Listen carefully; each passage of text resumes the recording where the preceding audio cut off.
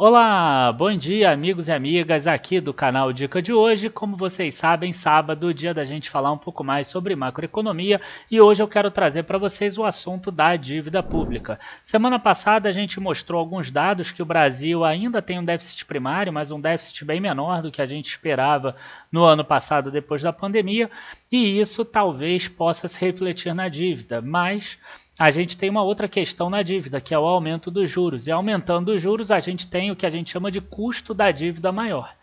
A pessoa pode comprar um televisor de R$ 2.000 e outra também de 2.000. Se a primeira de 2.000 tiver um parcelamento a 18% ao ano e a outra a 50% ao ano, o custo da dívida dessa de 2.000 aqui do segundo televisor vai ser muito maior do que a do primeiro. Às vezes até se o televisor do primeiro fosse mais caro, mesmo assim ainda teria um custo da dívida menor. Então isso é que pode assustar um pouquinho. E a gente vai falar um pouquinho da história da dívida do Brasil, que eu acho que vale muito a pena para todo mundo poder entender um pouquinho mais sobre isso. Curtam o vídeo, se inscrevam no canal e logo depois da vinheta a gente já começa.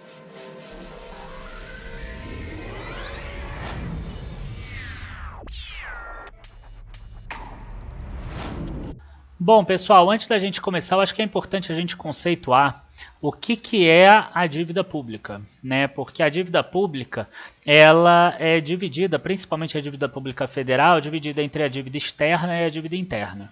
O Brasil ele sempre teve mais dívida externa ao longo da sua história toda, até uns 20 anos atrás, mais ou menos. A primeira dívida externa que o Brasil teve foi exatamente quando o Brasil se tornou independente, As pessoas acham que é bacana, independência ou morte, etc.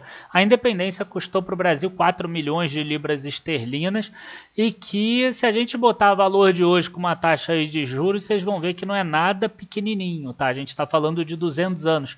A gente tem agora a proclamação da República no dia 15, a gente está falando da independência do Brasil que já vai dar 200 anos. Mas aí continuou o Brasil durante o período do Império e depois a gente teve um outro aumento de dívida bastante grande no início da República.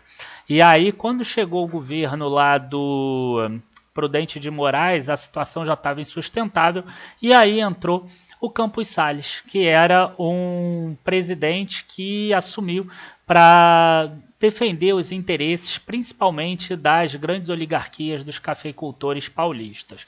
E aí eu vou trazer para vocês aqui uma história, tá? Que eu acho que todos deveriam saber nesse momento. Então vamos lá, o ex-governador Manuel Ferraz de Campos Salles, todo mundo conhece ele como Campos Salles, substituiu Prudente de Moraes na presidência da República, Na época do café com leite, sempre era de um governo de Minas de São Paulo, Seu governo consolidou os interesses das oligarquias rurais. Só que, quando assumiu o governo federal, Campos Salles herdou uma grave crise econômica que prejudicava o país. A inflação atingia níveis insuportáveis. A moeda se desvalorizava a cada dia. Tá? Não é nada similar ao que a gente está passando agora, porque é muito mais similar à década de 80, mas a gente já está começando a ver alguns efeitos de desvalorização da moeda do Brasil e de aumento da inflação também. Enquanto o nosso principal produto de exportação, o café, atravessava uma fase de superprodução interna e baixos preços no mercado mundial. Então, será que a gente pode trocar aqui café por minério, soja e celulose que caíram de preço, por exemplo? Talvez, O enfrentamento da crise econômica foi o alvo principal das medidas do governo de Campos Salles. Ele começou com a renegociação da dívida externa do país com os credores ingleses. Isso aqui o Brasil não vai precisar fazer. Por quê? Porque hoje em dia o Brasil não tem uma dívida externa muito grande. E aí eu até baixei aqui o relatório da dívida do Brasil, deixa eu ver. Não, esse aqui é o da arrecadação. Bom, e aí a gente tem aqui a dívida pública do Brasil, por exemplo, e quando a gente pega o estoque da dívida, tá? Primeiro vamos trabalhar o estoque da dívida, a gente consegue ver aqui a DPMFI e a DPFE. Aí é a interna e a E é a externa.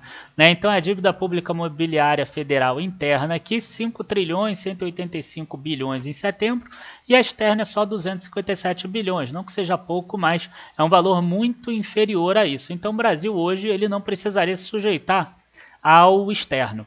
né? O Brasil tem uma dívida interna muito maior, o que por um lado é bom, por outro lado é ruim também, né? Porque se o Brasil tiver uma moratória hoje, quem vai sentir são as instituições aqui do Brasil, né? Seria principalmente Itaú, Bradesco, Santander, Caixa Econômica, Banco do Brasil, fundos institucionais e até as pessoas com Tesouro Direto, por exemplo, né? E aí o que os banqueiros britânicos fizeram? Um novo acordo financeiro com o Brasil chamado de Funding Loan. Né? Isso aqui é incrível. Por quê? Por esse acordo, os banqueiros fizeram um vultoso empréstimo de cerca de 10 milhões de libras ao Brasil e aceitaram uma moratória, uma das nossas moratórias da história. E essa moratória aqui é interessante, porque é uma moratória que foi, né, ela não é exatamente uma moratória, porque o Brasil deixou de pagar, mas foi um acordo. Então, na verdade, hoje em dia, talvez se chamasse de renegociação da dívida. E aí, o Brasil ficou 10 anos, na verdade, 13 anos sem pagar o principal, de 1898 até 1911, e aí o Brasil tinha que pagar só juros de 5%. E aí sobrou muito dinheiro aí nos cofres do país, né? Só que, como garantia do acordo, os banqueiros fizeram algumas exigências e que o governo aceitou, tá? Dentre elas aqui é que se o acordo não fosse honrado, os credores tinham direito a toda a renda das alfândegas do Rio de Janeiro, de outros estados, enfim, né? Principalmente a alfândega do Rio de Janeiro, que era o porto do Rio, que era o principal porto do país, lá atrás em 1898. E aí, o que aconteceu? O ministro da Fazenda, né, na época o Joaquim Murtinho, ele fez o oposto do que está se fazendo hoje. Por quê? Porque os credores externos pediam para que o governo federal combatesse a inflação, até para que o padrão ouro ficasse um pouco mais linear. Naquela época ainda se adotava o padrão ouro. E aí adotasse medidas no sentido de valorização da moeda nacional. Por que os credores queriam que se valorizasse a moeda do Brasil?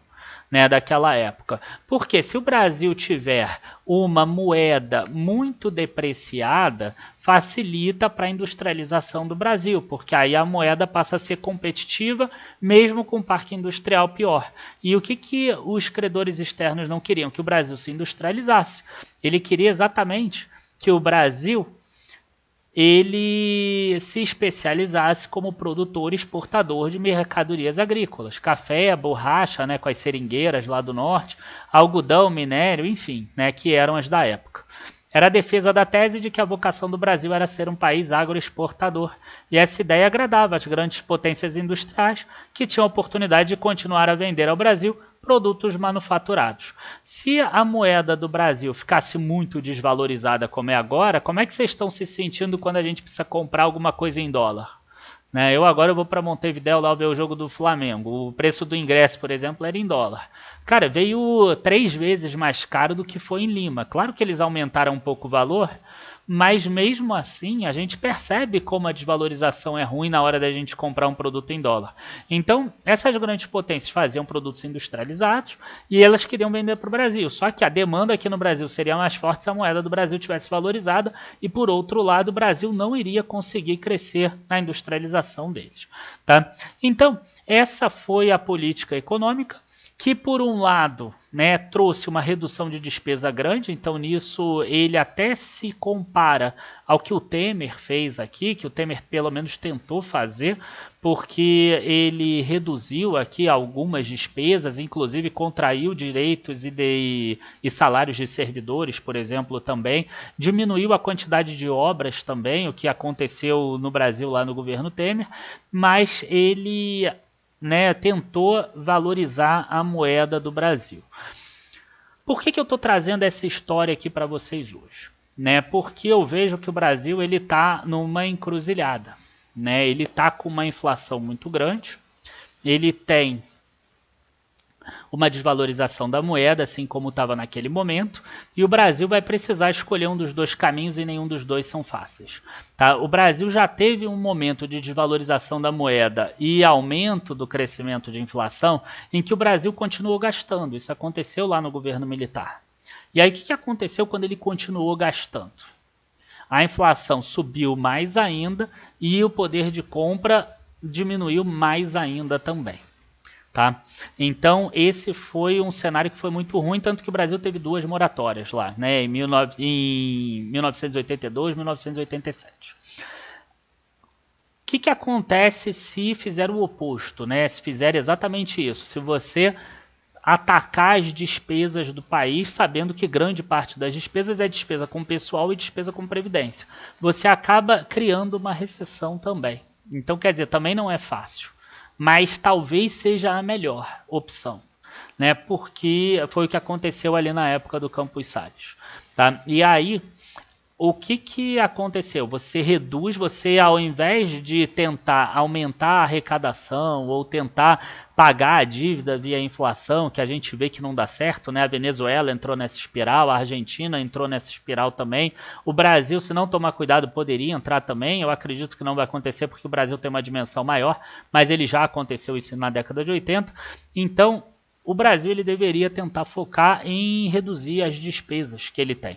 E aí teria que reduzir essas 2 contas principalmente, sendo que a gente acabou de sair de uma reforma da Previdência, então dificilmente iria pegar parte da Previdência. Outra forma seria reduzir transferência para estados e municípios, o que seria difícil, ou em último caso seria o aumento dos impostos, né? Se o aposentado não consegue entregar nada, se o servidor não consegue entregar nada, se os estados e municípios não conseguem entregar nada e ainda tem déficit, que são as 3 principais contas, não tem jeito, vai ter que aumentar a arrecadação e se não crescer a economia vai ter que ser com aumento de imposto, que é o que o Brasil faz desde a época do Vargas.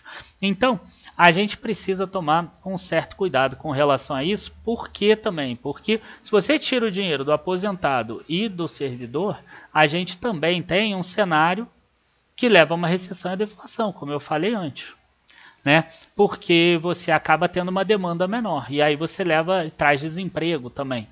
Então é algo que é difícil. Isso aconteceu lá atrás. A situação na época que foi cobrado o dinheiro, 13 anos depois que caiu na época no colo do Nilo Peçanha, que era o outro presidente, não foi das melhores também, a situação não estava boa. Claro que a gente teve um período de seca ali, que teve uma estiagem que acabou com toda a plantação de café, em 1909, se eu não me engano, que eu acho que o pessoal lembra da queima das sacas de café também. Desculpa, estiagem não. Foi o contrário, teve uma safra muito grande, aí o preço do café caiu lá embaixo, e aí queimaram as sacas para que não pudesse porque o preço pudesse elevar, por exemplo. Então, foi uma situação muito difícil lá atrás no Brasil, e eu espero que o Brasil não entre numa situação como essa. Agora, as pessoas às vezes não gostam quando eu falo que o Brasil teria que aumentar impostos, né? E ninguém gosta de pagar imposto, mas isso já vem acontecendo no Brasil. E para mostrar isso para vocês, eu trouxe aqui a arrecadação brasileira, por exemplo. Tá? Então eu vou pegar aqui 1996, por exemplo, tá? E a gente vai ver que a arrecadação total geral aqui, eu vou pegar administradas pela Receita Federal do Brasil, RFB, 132 bilhões de reais. Tá? E aí vamos pegar aqui o PIB do Brasil de 1996 também, que seria a soma desses 4 números aqui, 189, 204, 221, 239, fazendo uma conta rápida aqui, ó, 460, 664, dá uns 853 mais ou menos. Então a gente tem que a arrecadação da Receita Federal lá atrás foi 132 dividido por 853, 15,47%. E aí a gente passa agora, tá? Eu vou passar para 2021, que só tem 8 meses aqui no total. A administrada pela Receita Federal está em 1,143.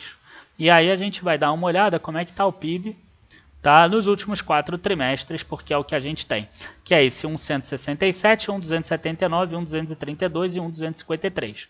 Então a gente tem aqui 1891, 2003, 2048, 2143. 8 trilhões de reais. Se a gente pegar esse número daqui, 1,143, e dividir pelos 8 trilhões e 85,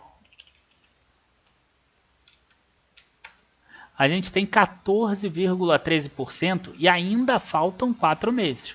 Então, se a gente fizer aquela regrinha de 3 básica, tá? Que eu acredito até que em dezembro a arrecadação vai ser muito maior, ela costuma ser maior, mas mesmo se a gente não colocar isso, a gente está falando de 21. Então, nesse período, só a arrecadação da Receita Federal cresceu 6%, por exemplo. Tá, imposto de renda pessoa física e jurídica, por exemplo, cresceu bastante, né? Porque criou, enfim, né? O reajuste não acontece na mesma faixa, por exemplo. Né? Então, a gente tem um aumento de imposto velado de algumas vezes e outras não. E isso serve, entre aspas, para pagar a dívida também. Eu acredito que vai acontecer isso, porque ninguém mais quer reduzir despesa do seu próprio quinhão. Né? Eu acho que todo mundo se chateia na hora que impacta a sua própria receita. Então, vai chegar um momento que o Brasil vai ter que aumentar o imposto, já que não vai ter enfim, um ataque direto às despesas do governo. E aí o que vai acontecer né, sempre que aumenta imposto, na verdade, você joga isso com a barriga para frente. Porque provavelmente vai acontecer a mesma coisa que sempre acontece. Vai aumentar as despesas, até que daqui a 5, 6, 7 anos vai ter uma nova crise, e nessa nova crise não vai ser de novo suficiente o dinheiro. Aí vai aumentar mais um pouco o imposto. Só que aí o que acontece quando aumenta bastante o imposto? Tá? E aí entra nessa relação dívida pública aqui e PIB. Né? Deixa eu ver aqui se eu consigo mostrar aqui a dívida pública do Brasil sobre o PIB aqui, ó, 55%, 51, 56 e agora já estava batendo ali perto de 90. Esse ano deve cair um pouco, tá? Mas acaba que o Brasil precisa reduzir um pouco isso, até para reduzir o seu risco também, tá? Então, gente, isso que eu queria passar para vocês hoje. Tá? Eu espero que vocês tenham gostado desse nosso vídeo. Da mesma forma que as empresas elas têm que tomar cuidado também com o aumento do custo da dívida, né? Porque as despesas financeiras estão aumentando bastante e a gente viu isso agora nos resultados do terceiro trimestre. O Brasil precisa tomar cuidado também, porque às vezes a gente vai ver um superávit primário daqui a 2, 3, 4 anos. Talvez a gente vai ver uma redução de déficit, mas a gente vai ver um estoque da dívida crescendo e crescendo rápido, exatamente por causa dessa questão do custo também. Tá? O último dado aqui, só para vocês terem uma noção de quanto é o custo aqui da dívida do Brasil. Tá? Esse aqui é o custo médio da dívida. Vou até aumentar aqui para vocês verem. Então, em agosto de 2021, por exemplo, 7,55%, era muito baixo. Hoje já aumentou bastante isso. Se você parar para olhar aqui, é o menor valor ao longo do tempo. Então, não é uma situação complicada ainda, mas é uma situação que precisa ser olhada com atenção. Bom, é isso. Abraços a todos, bons investimentos. Espero que vocês tenham gostado desse vídeo de hoje. Espero que o Brasil consiga endereçar bem essa questão do custo da dívida, porque esse custo da dívida pode trazer déficits nominais muito grandes que acabem dependendo de um aumento de imposto, que é óbvio, a gente espera que não aconteça, mas cada vez mais eu vejo menos solução que não passe pelo aumento de imposto de alguma forma. Abraços a todos, bons investimentos e até a próxima. Tchau, tchau, pessoal.